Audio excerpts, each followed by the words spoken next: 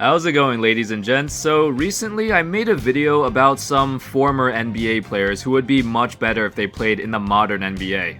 So now I thought, well, I might as well make one about, vice versa. And that's how this video came about. But this time we're only gonna be looking at role players today who would be all-stars back in the 90s. So without further ado, let's jump straight into this. Here are 6 role players today who I think would be all-stars in the 1990s, mainly because their style of play is more suited for that era. But in the modern NBA, their weaknesses are way too easy to take advantage of, and as a result, they can't stay on the floor for a long period of time, or else they'd hurt their team. Alright, let's get started. Enes Kanter. Now, Kanter has had a solid career so far. He's having the best season of his career with the Knicks, but even so, he's still not playing as many minutes as most people think he should play. He's only averaging about 25 minutes a night, and he's putting up good stats, but his career averages are less than spectacular. For a guy like him, with his incredible footwork and skill in the low block, you would think that he should be averaging like at least 20 points a game or something. Every time Kanter calls for an ISO in the post, I feel like he scores almost every single time, and if not, the other team has to double team him. Statistically, he's one of the best isolation players in the league. However, despite his amazing scoring ability in the paint, he's never reached that status as a star or all-star. That's primarily because his defense through most of his career has been very, very bad. He can't move his feet well on the perimeter, and he has trouble defending in the post as well. During an era where every team is trying to create switches off the pick and roll, and almost every opposing guard just roasts Kanter after a switch. That's why you saw when he was in Oklahoma City, he barely played in the playoffs against the Rockets or the Warriors. Because the matchup was so bad because they had elite guards. Against more traditional lineups like the Spurs, for example, who ran 2 bigs, Kanter played really well. If Kanter played in the 1990s where pretty much every team had 2 bigs on the floor and pick and roll defense wasn't as important, I think he'd definitely be an all-star. He'd probably average something like 24 points and 12 rebounds per game and still maintain his efficiency because he's just that good at posting up. His footwork and rebounding around the basket is ridiculous, and it's something that cannot be taught. And I guess Jahlil Okafor is another guy who falls into a similar category, but even though he has the post moves, he doesn't quite have the motor or rebounding that Kanter does. But I just thought I'd give him an honorable mention.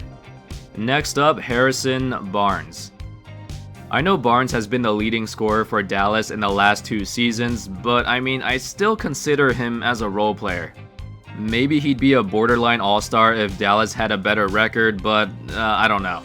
But anyway, I think if he played in the 1990s, he'd be without question an all-star caliber player. When it comes to scoring, Barnes is pretty much one of those guys who can score from anywhere on the floor, but he's not specialized in any particular spots. He's a good mid-range shooter, a good 3-point shooter, he can finish at the rim, and he has great size. All of those traits basically define the prototypical scorer back in the 90s. What separates Barnes from other players is that he's actually a tweener. He's more of a small forward, but he's strong and he can play power forward as well. He can also defend multiple positions out on the perimeter and in the low post. Overall, he's just a solid player with no glaring weaknesses in his game. Another thing is that he has a historically low turnover rate. As the primary scoring option in Dallas, he's only averaged a 7.5% turnover percentage, and barely over 1 turnover per game. For someone like him, who creates his own shot a lot of times, that's really impressive. For example, Mitch Richmond was one of the best scorers in the 1990s, and his turnover percentage was over 12%, and he was known for taking care of the ball really well in his prime.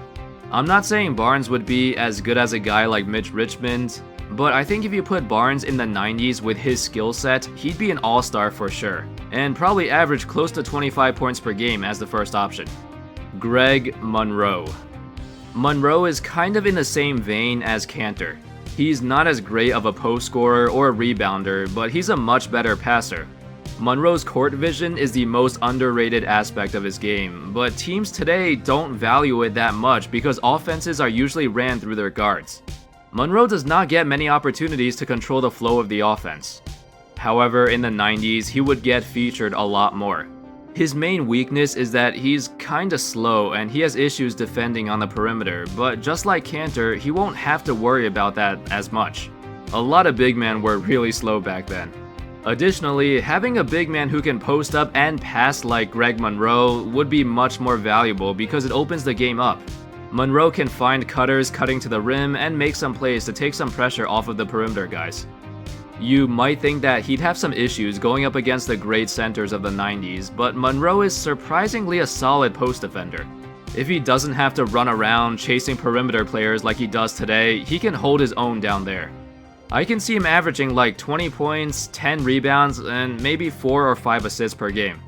He's an immensely talented big man who just does not fit in this era of pace and space.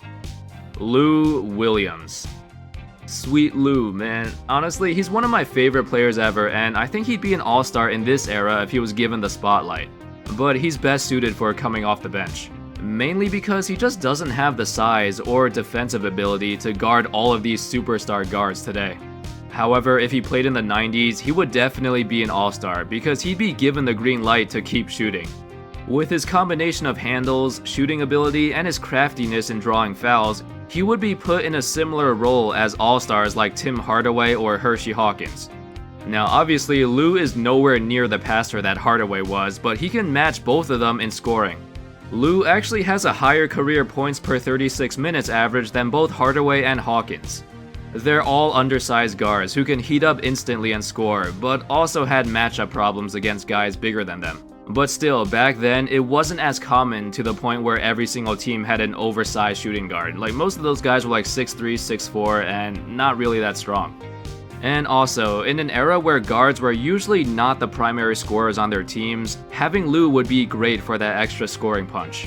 Overall, he's a very skilled player, and as the announcers like to call him, a professional scorer. Lou Williams gets buckets, even in this era, no doubt about that. But if he were to play back then where there weren't as many smaller guards who could score like him, he'd be a legitimate second option for many teams that are lacking perimeter threats. Khris Middleton. The thing with Middleton is that he probably could be an all-star sometime in the near future.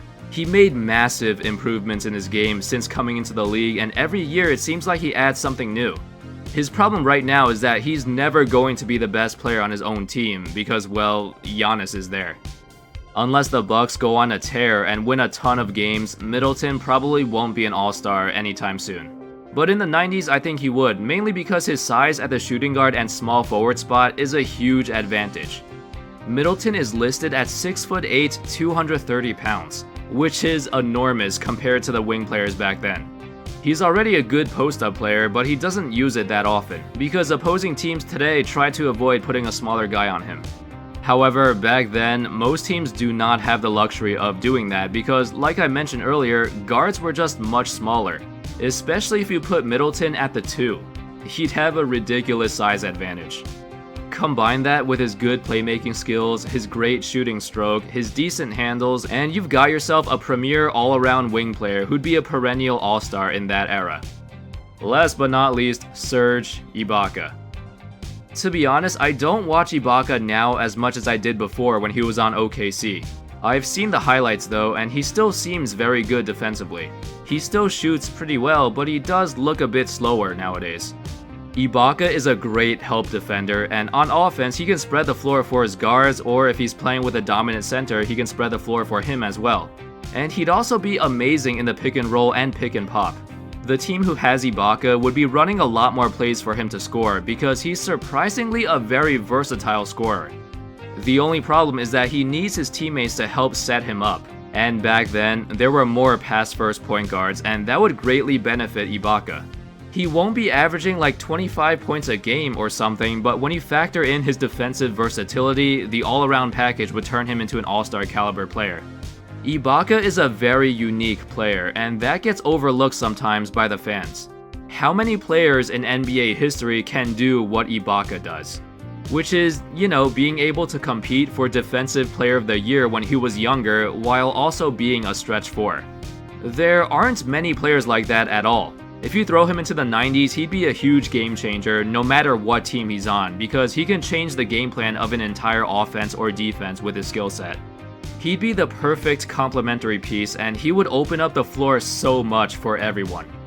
He would never be the main focal point on offense, but he could be the second or third option on a championship contender. I mean, that's what he was when he was in OKC anyway, so yeah. That's all, folks. What other role players do you think would be all-star caliber players if they played in the 1990s? I'm sure there's more, but those are the ones who I think have a legitimate chance of being an all-star. Thank you everyone for watching, and as always, I'll see you next time. Peace.